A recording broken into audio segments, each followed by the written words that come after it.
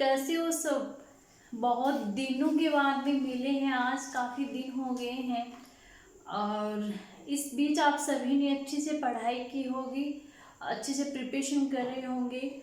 और आज मैं नया सेशन लेके आई हूँ, वो है रीड 2020।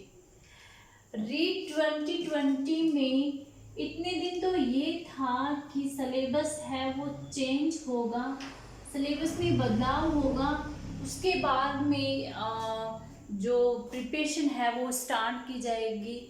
लेकिन अभी 6-7 दिन पहले शिक्षा मंत्री का एक वो उन्होंने ट्वीट किया था इस चीज़ के लिए कि 2 अगस्त की बजाय 2 सितंबर को एग्ज़ाम है वो फाइनल कर दी गई है।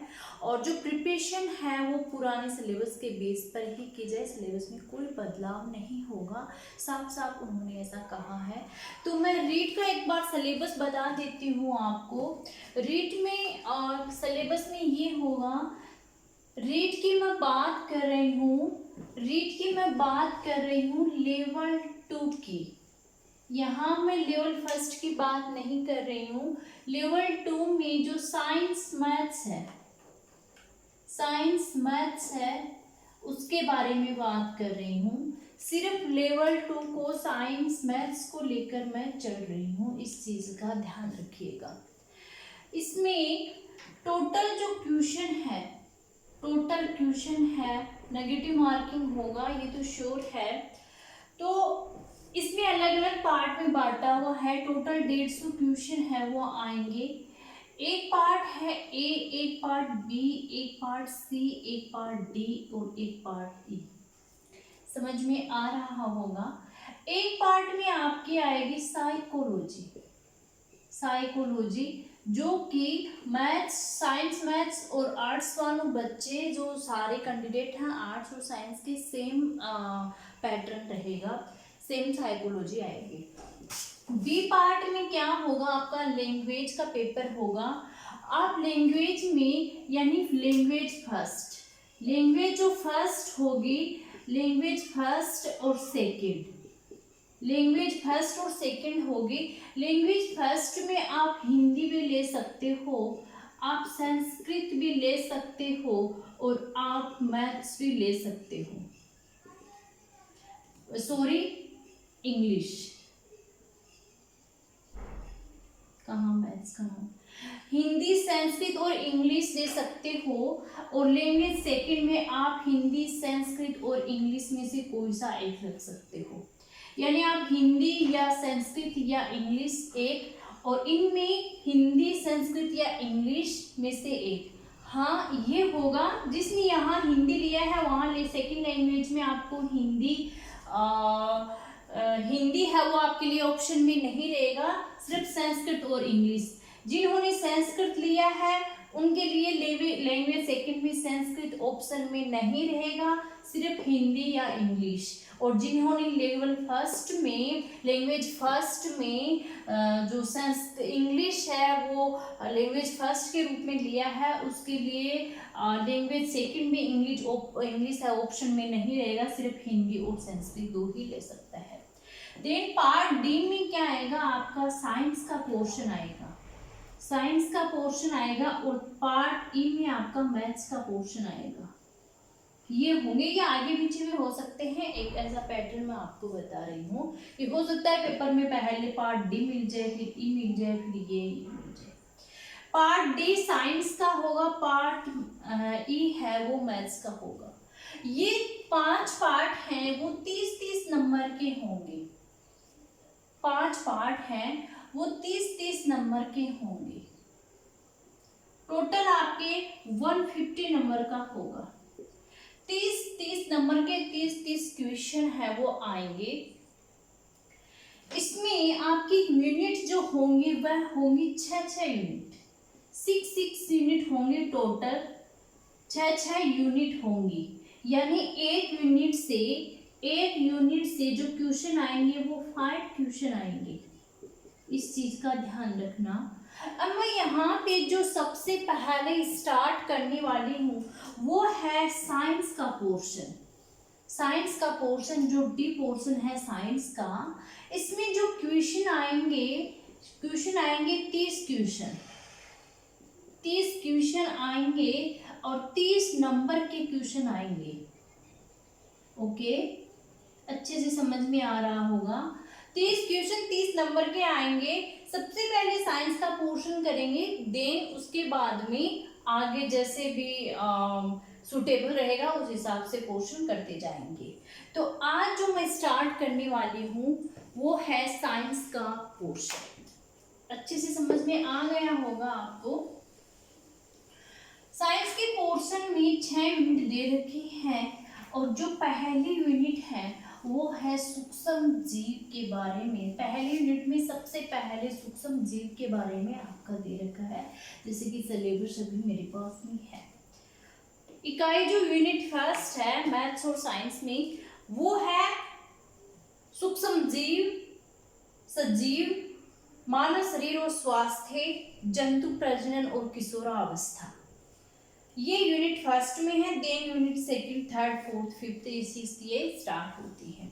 तो सबसे पहले जो आज स्टार्ट कर रहे हैं साइंस में यूनिट फर्स्ट।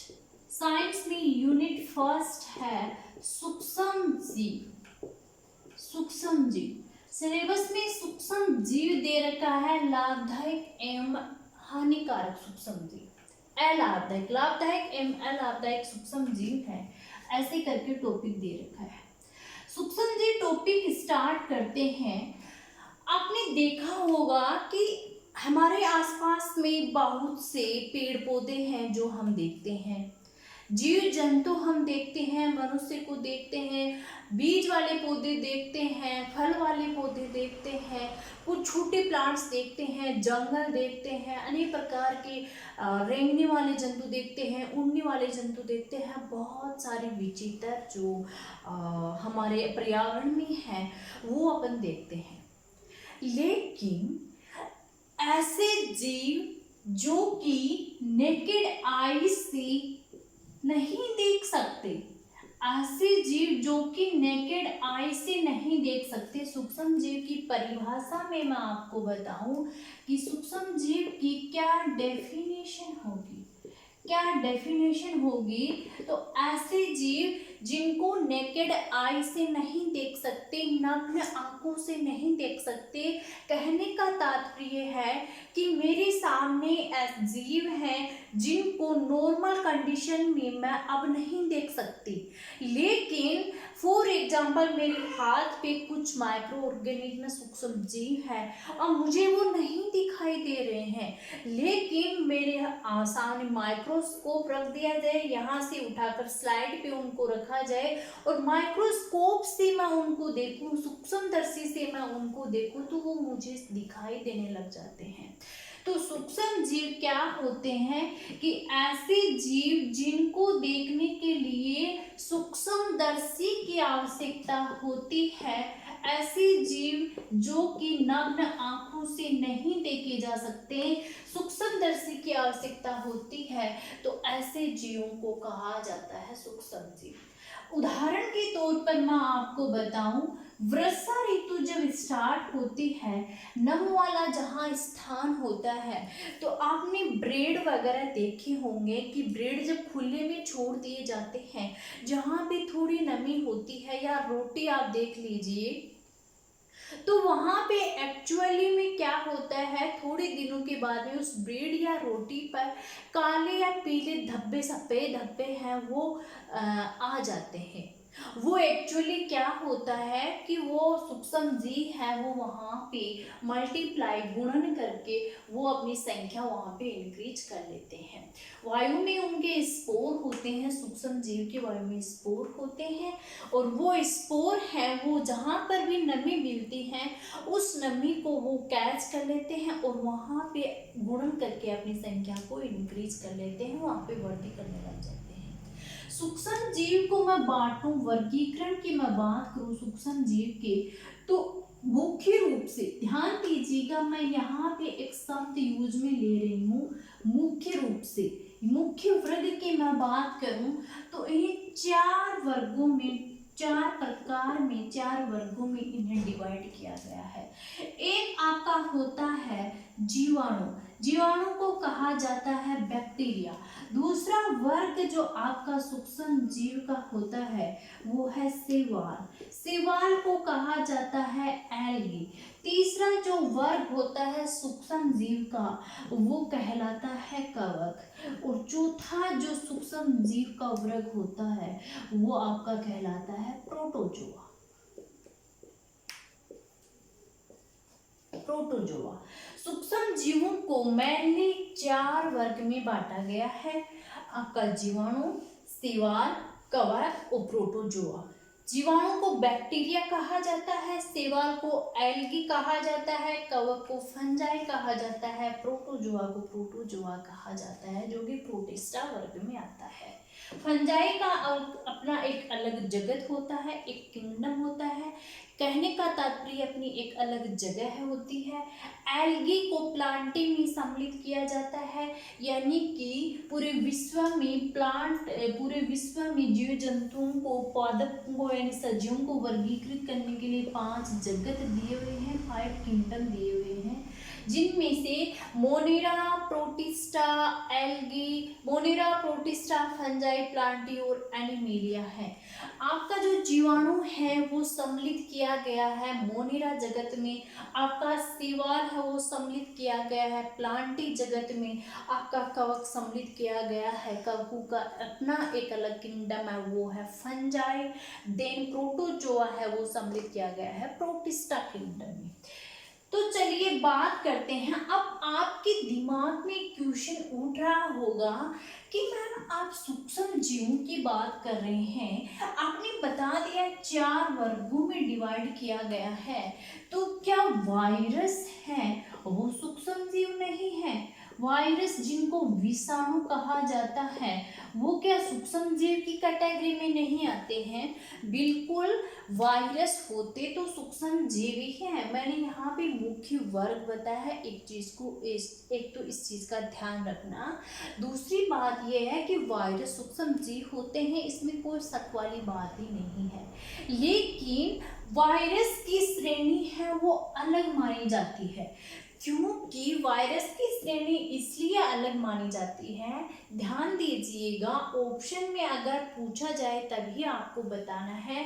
अगर मुख्य वर्ग पूछ लिया जाए, मुख्य वर्ग में अगर 4 ऑप्शन आ जाए, 3, 4, तो आपको 4 करना है। अगर सूक्ष्म जीवों के कितने वर्गों में सम्मिलित किया गया है, अगर आ जाए 5, 6, 7, 8, तो आपको ऑप्शन में 5 करना है। इस हिसाब से आपको करना, ये नहीं कि ऑप्शन ही गलत दे रखा है, ऐसा नहीं होगा। तो वायरस है वो डेफिनेटली सूक्ष्म जीव होते हैं, सूक्ष्मदर्शी के द्वारा ही वो दिखाई देते हैं।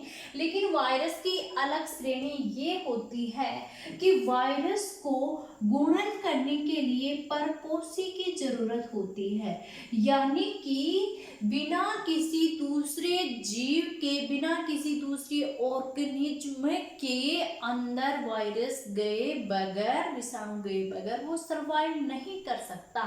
यानी वायरस केवल अकेला रहेगा तो वो निर्जीव की भांति व्यवहार करेगा। इसलिए वायरस को सजीव और निर्जीव के बीच की योजना कड़ी कहा जाता है। वायरस को अपनी मशीनरी का उपयोग करने के लिए किसी होस्ट की, किसी परपोषी की जरूरत होती है।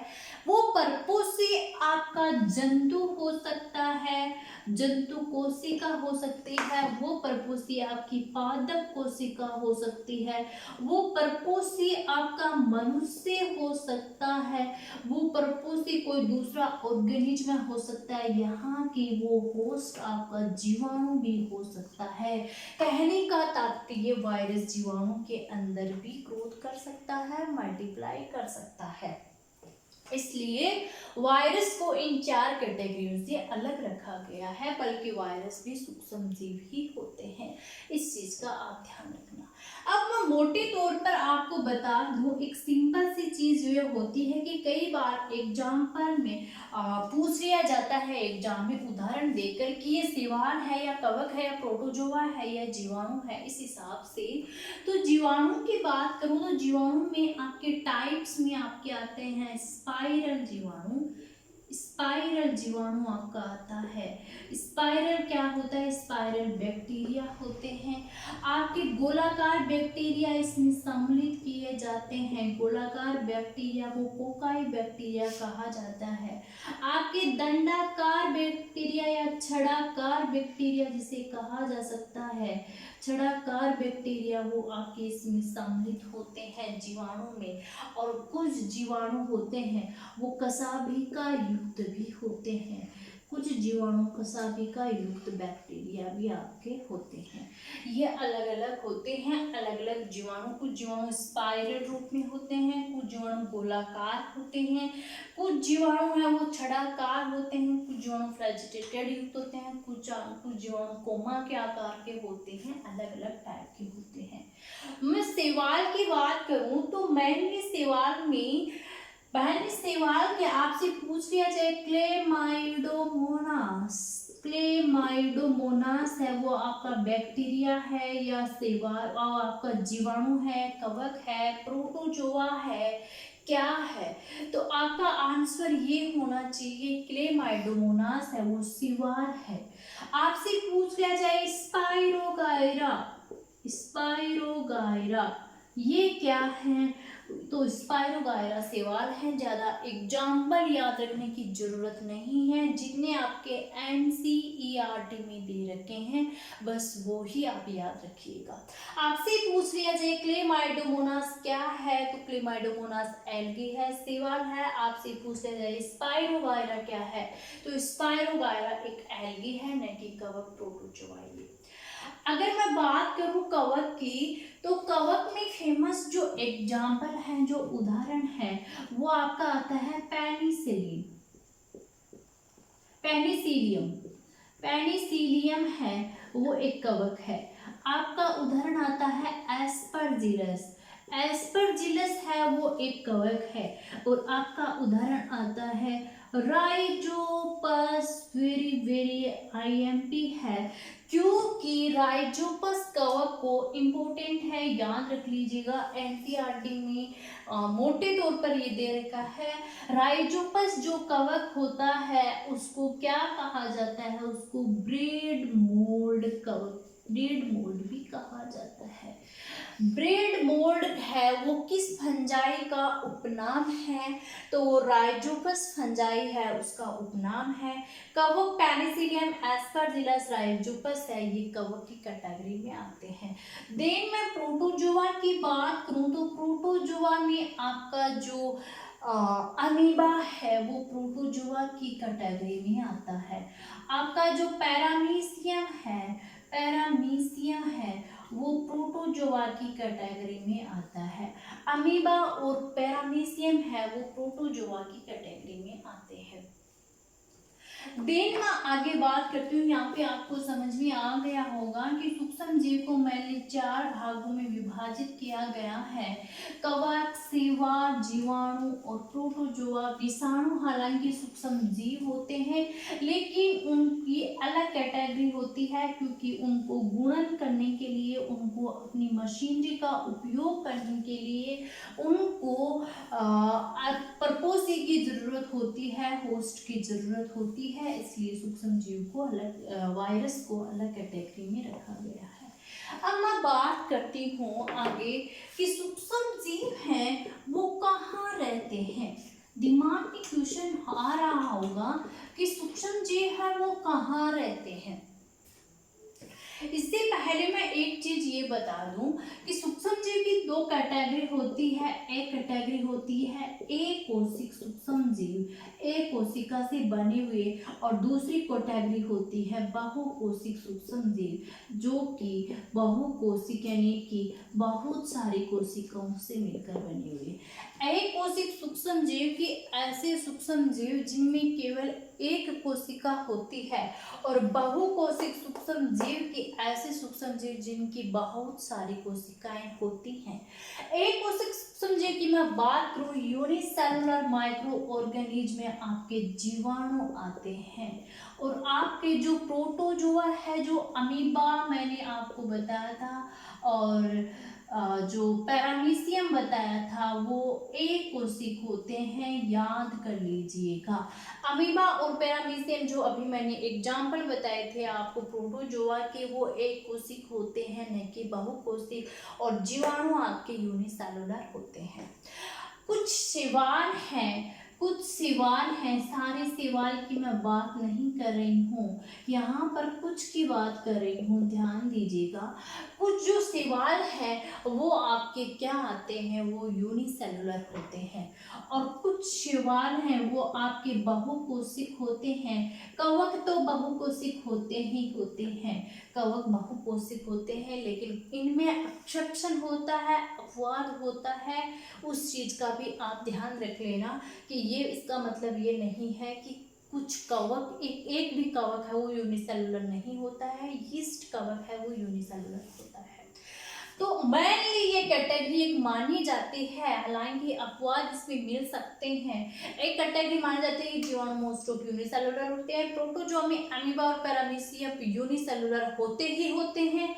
कुछ शैवाल यूनिसेलुलर होते हैं, मोस्ट ऑफ शैवाल है बहुकोशिक होते हैं, और कवक है वो बहुकोशिक होते हैं। एक कैटेगरी मानी जाती है।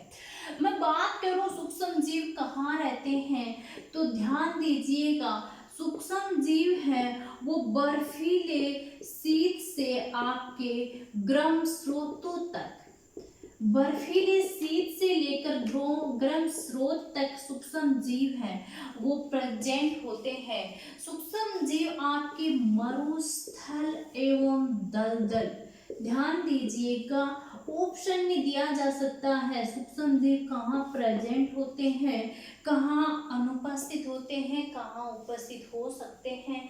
तो सूक्ष्म जीव हर एक जगह पर बर्फीले स्रोत से लेकर, बर्फीले शीत से लेकर गर्म स्रोत तक, मरुस्थल से लेकर आपके दलदल एरिया तक, कुछ दूसरे जीवों पर आश्रित भी हो सकते हैं, दूसरे जीव पर आश्रित भी हो सकते हैं। यहाँ तक मनुष्य में भी सूक्ष्म जीव है वो पाए जाते हैं। सूक्ष्म जीव है, कुछ सूक्ष्म जीव है जैसे कि अमीबा है वो आपका अकेला रह सकता है, स्वतंत्र रह सकता है, जबकि जीवाणु और जो कवक वगैरह होते हैं, जीवाणु वगैरह है, जो ये फंजाई वगैरह है, ये आपके जीवाणु और जो फंजाई है ये आपके ग्रुप में प्रेजेंट होते हैं। ध्यान दीजिएगा, अमीबा स्वतंत्र होता है, अकेला होता है। बात करूं सूक्ष्म जीव हर एक जगह पर पाए जाते हैं, चाहे बर्फ देख लीजिए, चाहे गर्म स्रोत देख लीजिए। थर्मस एक्टिवस एक बैक्टीरिया होता है जो कि 95 डिग्री सेंटीग्रेड पर मिलता है, सर्वाइव करता है वो। मरुस्थल में सूक्ष्म जीव प्रेजेंट हो सकते हैं, दलदली एरिया में हो सकते हैं, दूसरे जीवों पर ऊपर पाए जा सकते हैं, दूसरे जीवों की बॉडी के अंदर पाए जा सकते हैं, मिट्टी में पाए जा सकते हैं, तालाब में, कहीं पर भी। अब मैं बात करूँ, बोले मैम आप बोल रहे हो कहीं पर भी, तो कोई ऐसी जगह हो सकती है क्या कि जहाँ नहीं होते हैं? बिल्कुल, एक चीज का ध्यान दीजिएगा, जो रेन वाटर होता है उस रेन वाटर में सूक्ष्म जीव नहीं होते हैं, जो अग्नि होती है उस अग्नि में सूक्ष्म जीव नहीं होते हैं। रेन वाटर जब तक वो जमीन पर नहीं गिरा है, इसका मतलब ये नहीं है कि वर्षा का पानी है जमीन पर गिर गया है तो दिमाग में ये माने कि ये तो रेन वाटर है, इसमें तो माइक्रो ऑर्गेनिज्म नहीं होंगे। बिल्कुल गलत है। जब तक वो दूसरी सरफेस को टच नहीं किया है, जब तक वो जमीन पर नहीं गिरा है, तब तक उसमें सूक्ष्म जीव नहीं होंगे। जब वो जमीन पर गिर गया, इट मीन्स उसमें लाखों करोड़ों सूक्ष्म जीव इंक्लूड हो गए हैं। अग्नि में सूक्ष्म जीव है वो सरवाइव नहीं करते हैं, आग में सूक्ष्म जीव नहीं होते हैं। ये दो सिचुएशन होती है सूक्ष्म जीव नहीं होने की। अब आगे बात करूं कि सूक्ष्म जीव और हम किस प्रकार से हैं। सूक्ष्म जीव और हम का मतलब यहाँ पे मेरा ये है, हम का मतलब, सूक्ष्म जीव और हम का तात्पर्य यह है कि हमारे लिए कुछ सूक्ष्म जीव लाभदायक होते हैं और कुछ सूक्ष्म जीव है वो अलाभदायक होते हैं, यानी हानिकारक होते हैं। इस चीज के बारे में डिस्कस करते हैं। कुछ सूक्ष्म जीव है वो लाभदायक होते हैं और कुछ सूक्ष्म जीव है वो हानिकारक होते हैं। तो सबसे पहले जो लाभदायक सूक्ष्म जीव है, लाभदायक सूक्ष्म जीव के बारे में डिस्कस कर लेते हैं। लाभदायक सूक्ष्म जीव है वो कौन कौन से हैं, इनके बारे में डिस्कस कर लेते हैं। कौन कौन से हैं, देन सीक्वेंसली डिस्कस कि सबसे पहले जो घरेलू उत्पाद होते हैं, घर में जो चीजें बनाई जाती हैं उनमें कौन कौन से सूक्ष्म जीव सम्मिलित होते हैं। देन वाणिज्यिक प्रोडक्ट में जो भी आएगा उस हिसाब से स्टडी कर लेंगे। तो सबसे पहली स्टडी करते हैं कि घरेलू जो उत्पाद होते हैं उन घरेलू उत्पादों में जो सूक्ष्म जीव है वो किस प्रकार से उपयोगी होते हैं। आपने एक चीज देखी होगी कि आप जो घर में पाए जाने वाले जो प्रतिदिन जो सूक्ष्म जीव होते हैं वो प्रतिदिन जो सूक्ष्म जीव होते हैं उनका उपयोग किया जाता है। इनकी जो व्युत्पन्न होते हैं, इनके जो उत्पाद होते हैं, सूक्ष्म जीव के व्युत्पन्न होते हैं, उनका जो प्रयोग किया डेली यूज में किया जाता है। फॉर एग्जाम्पल के तौर पर, मैं उदाहरण के तौर पर आपको बताऊं तो दूध में जो बैक्टीरिया पाए जाते हैं, दूध है ना, उदाहरण के तौर पर मैं आपको बताऊं कि दूध से मान लो दही का उत्पादन हो रहा है, दूध से दही है वो, दूध से दही का उत्पादन हो रहा है, दूध से दही का उत्पादन हो रहा है। एक्चुअली में होता यह है कि दूध में जीवाणु पाया जाता है, दूध में एक बैक्टीरिया पाया जाता है, उस बैक्टीरिया का नाम होता है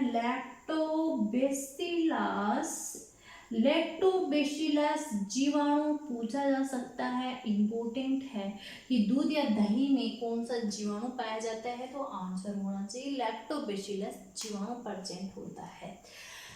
कुछ इसके समान ही अन्य जीवाणु भी प्रेजेंट होते हैं जिन्हें लैक्टिक एसिड जीवाणु कहा जाता है। लैक्टिक एसिड जीवाणु, लैक्टिक एसिड जीवाणु को शॉर्ट में LABP कहा जाता है, लैक्टिक एसिड बैक्टीरिया। लैक्टोबैसिलस जीवाणु और लैक्टिक एसिड बैक्टीरिया है वो दूध में प्रेजेंट होते हैं और ये क्या काम करते हैं, ये दूध में वृद्धि करते हैं, ग्रोथ करते हैं और देन दूध में वृद्धि करने के बाद में ये फाइनली दूध को दही में कन्वर्ट कर देते हैं, दही में कन्वर्ट कर देते हैं।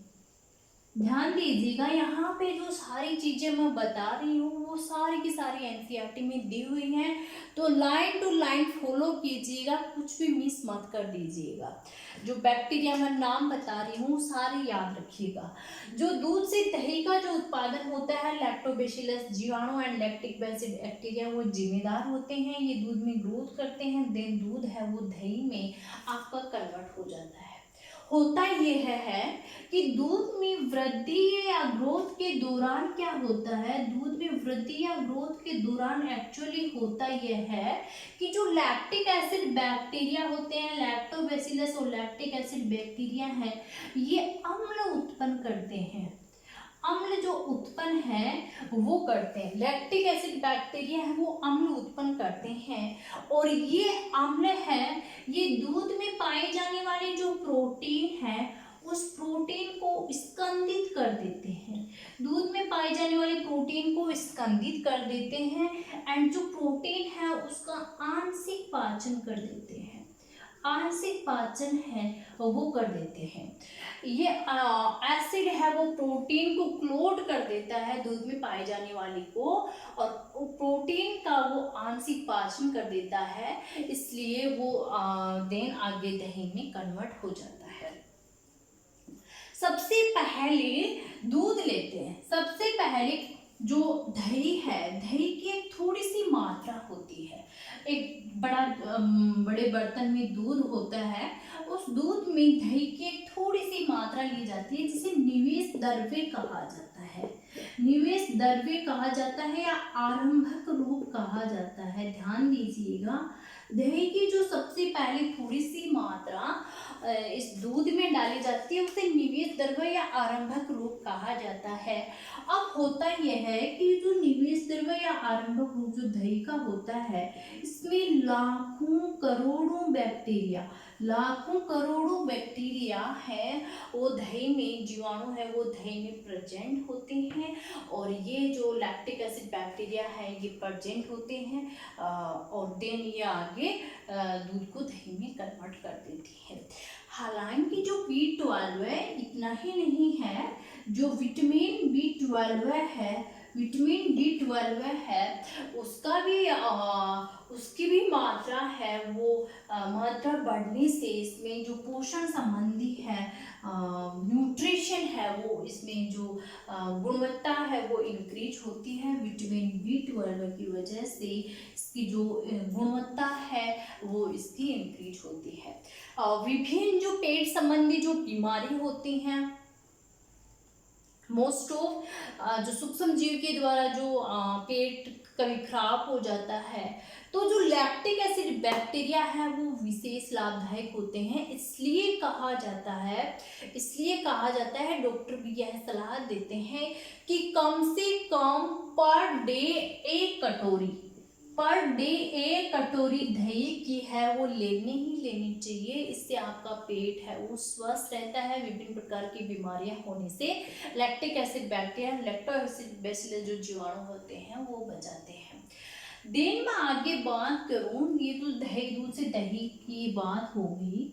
देन मैं आपने सुना होगा एक चीज कि दाल और चावल से क्या होता है, दाल और चावल से एक आटा तैयार किया जाता है ना, दाल चावल से एक आटा तैयार किया जाता है और वो आटा होता है कौन सा, इडली और डोसा बनाने में उपयोग में किया जाता है। इडली डोसा आपने खाए होंगे, तो दाल चावल से वो जो है इडली डोसा है वो बनाया जाता है। वो इडली डोसा एक स्वादिष्ट व्यंजन के रूप में प्रयोग लिया जाता है।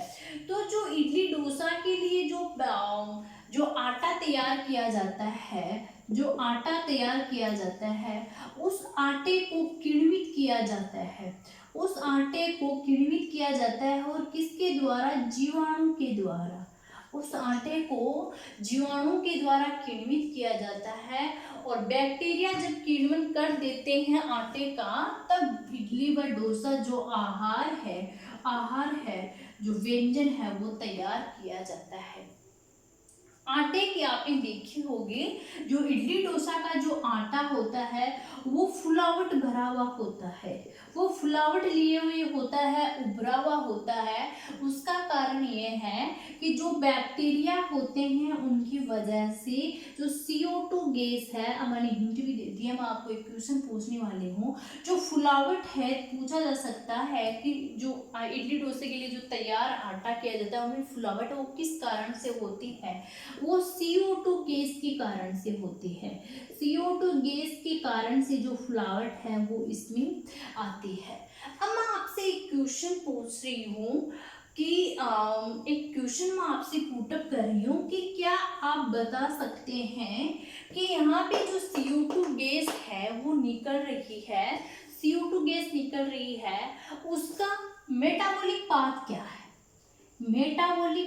क्या है, CO2 गैस कैसे निकल रही है यहाँ पे, उसका मेटाबॉलिक पाथ है वो किस प्रकार से काम कर रहा है, CO2 गैस के निर्माण में किस प्रकार से काम कर रहा है, इसका आंसर आप मुझे कमेंट बॉक्स में जरूर बताना। मैंने यहाँ पे आपको हिंट दे दी है, अब इसका आंसर आप जरूर मुझे बताना कमेंट सेक्शन में। नेक्स्ट ये है, एक क्वेश्चन आपको ये भी दे रही हूँ कि यहाँ पे जो जीवाणु है, मैं ये बता रही हूँ कि जीवाणु है, वेरी सिंपल है कि जीवाणु वो कहाँ से आ रहे हैं। मैं पहले भी आपको बता चुकी हूँ कि जीवाणु है ग्रोथ करने के लिए ये कहाँ से आ रहे हैं, इस चीज का भी आंसर आप कमेंट बॉक्स में देना। ठीक इसी प्रकार से ब्रेड बनाने के लिए, ठीक इसी प्रकार से जो ब्रेड तैयार की जाती है, आप जो सुबह सुबह नाश्ते में चाय के साथ ब्रेड लेते हो, तो जो ब्रेड तैयार की जाती है उस ब्रेड तैयार करने में भी क्या किया जाता है, सूक्ष्म जीव का उपयोग किया जाता है। होता यह है कि ढीला ढाला आटा है उसका उपयोग किया जाता है, और वो आटा जब तैयार किया जाता है तो एक कवक होता है जिसका नाम है यीस्ट, और यीस्ट का जो बायोलॉजिकल नेम है वो है, ध्यान दीजिएगा इम्पोर्टेंट है, सेकेरोमाइसीज, सेकेरोमाइसीज सेरेवेसी, सेरेवेसी, सेकेरोमाइसीज सेरेवेसी यीस्ट का बायोलॉजिकल नेम है। तो यीस्ट जो कवक है, सेकेरोमाइसीज सेरेवेसी जो कवक है, उसका उपयोग ब्रेड तैयार करने में किया जाता है। ये सूक्ष्म जीव के इम्पोर्टेंट रोल प्ले होते हैं। सूक्ष्म जीव है उसका उपयोग अल्कोहल निर्माण में भी किया जाता है। सूक्ष्म जीव का उपयोग अल्कोहल निर्माण में भी किया जाता है। इस प्रकार से जो घरेलू उत्पाद हैं, जो घर में बनाई जाने वाली जो चीजें हैं, उनमें प्रतिदिन सूक्ष्म जीवों का उपयोग किया जाता है।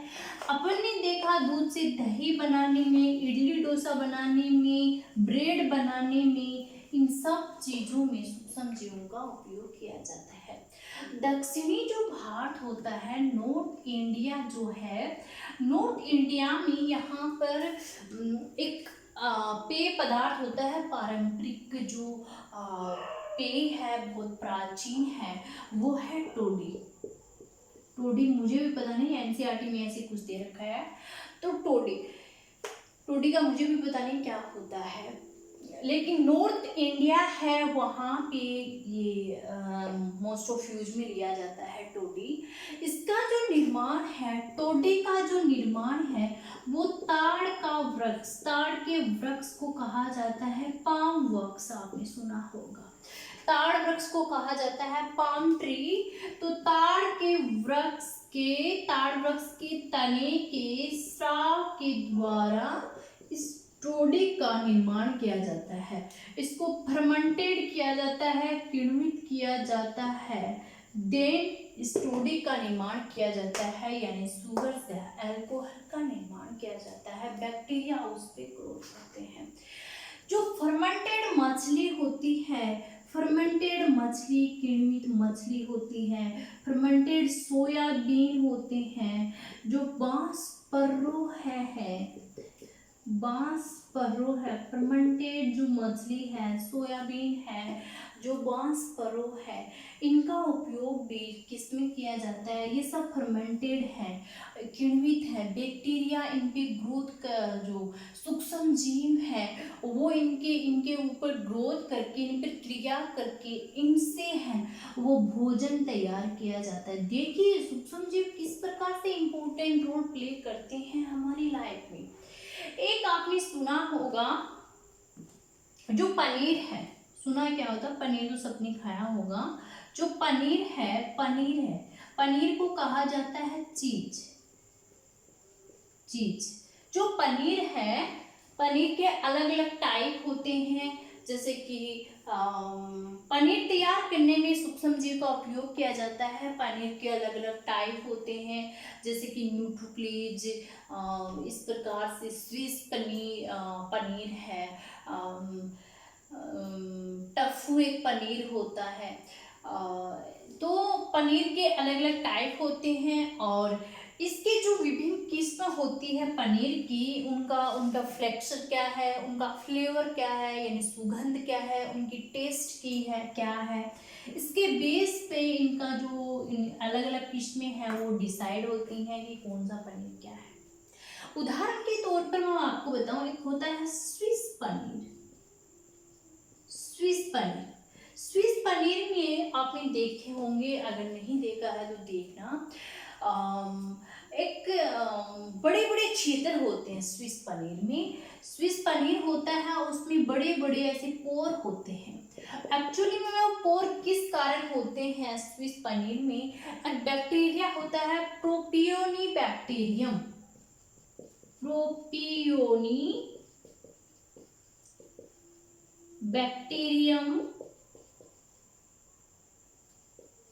प्रोपियोनी बैक्टीरियम सेरेमेनाई, सेरेमेनाई। प्रोपियोनिबैक्टीरियम सेरेमेनाई एक बैक्टीरिया होता है और वो बैक्टीरिया क्या काम करता है, वो बैक्टीरिया यहाँ पे किण्वन करता है, किण्वित करता है और जो पनीर तैयार करता है। और ये बैक्टीरिया जब श्वास लेता है, रेस्पिरेशन करता है, तो CO2 गैस निकलती है और CO2 गैस की वजह से ही इसमें बड़े बड़े छिद्र होते हैं। स्विस पनीर को तैयार करने में ध्यान दीजिएगा, पूछा जा सकता है प्रोपियोनिबैक्टीरियम सेरेमेनाई नामक जीवाणु का उपयोग किया जाता है। इसमें बड़े बड़े छिद्र होने का कारण यह है कि ये बैक्टीरिया जब रेस्पिरेशन करता है, जब श्वसन करता है, तब CO2 गैस है वो उत्पन्न होती है, जिसके कारण है वो बड़े बड़े छिद्र है वो उत्पन्न होते हैं। एक पनीर होता है रुकोफोर्ट पनीज, जो रोक्यूफोर्ट पनीज होता है, रोक्यूफोर्ट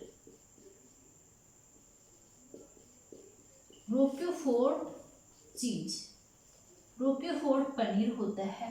एक्चुअली ये पनीर बहुत स्वादिष्ट होता है और इसके फ्लेवर के लिए इसके निर्माण के लिए और इसके फ्लेवर के लिए एक विशेष प्रकार की कवक की आवश्यकता होती है रोक्यूफोर्ट पनीर के लिए। ध्यान दीजिएगा, एक पनीर के निर्माण के लिए जीवाणु भी उपयोग में हो सकते हैं, फंजाई भी उपयोग में हो सकते हैं। जरूरी नहीं है कि सिर्फ जीवाणु के द्वारा ही होगा, सूक्ष्म जीव कुछ भी हो सकता है। तो रोक्यूफोर्ट चीज को तैयार करने के लिए एक कवक उपयोग में लिया जाता है जो कि पेनिसिलियम रोक्यूफोर्टाई है, जिसको कहा जाता है। इतना ध्यान रख लीजिए, रोक्यूफोर्ट चीज के लिए, उसके फ्लेवर के लिए, उसके निर्माण के लिए कवक का उपयोग किया जाता है। इस प्रकार से जो आज का टॉपिक हुआ, सबसे पहले डिस्कस किया कि रीट के सिलेबस में मेनली क्या क्या है। एक एक पॉइंट नहीं देगा क्योंकि वो तो आपको सिलेबस मिल जाएगा, आप डाउनलोड कर सकते हैं। तो सिलेबस में साइंस कैसा क्या पैटर्न रहेगा वो अपन ने देख लिया, कितने क्वेश्चन आएंगे। लेकिन सबसे पहले जो साइंस है उसका पोर्शन स्टार्ट किया। सूक्ष्म जीव क्या होते हैं, सूक्ष्म जीव फर्स्ट यूनिट में सूक्ष्म जीव दे रखा है। सूक्ष्म जीव से अपन ने स्टार्ट किया, क्या होते हैं, कहाँ पर ये प्रेजेंट होते हैं, और जो लाभदायक सूक्ष्म जीव है वहाँ से स्टार्ट किया कि जो घरेलू उत्पाद में है कौन कौन से सूक्ष्म जीव उपयोगी होते हैं।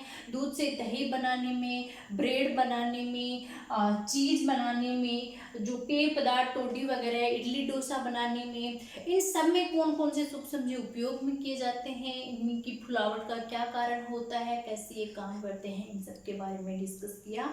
अगले लेक्चर में कौन सी कैटेगरी में कहाँ पर सूक्ष्म जीव उपयोग होते हैं वो अपन डिस्कस करेंगे। यहाँ पे अभी कंप्लीट नहीं हुआ है। तो चलिए पढ़ते रहिए, मेहनत करते रहिए। All the best.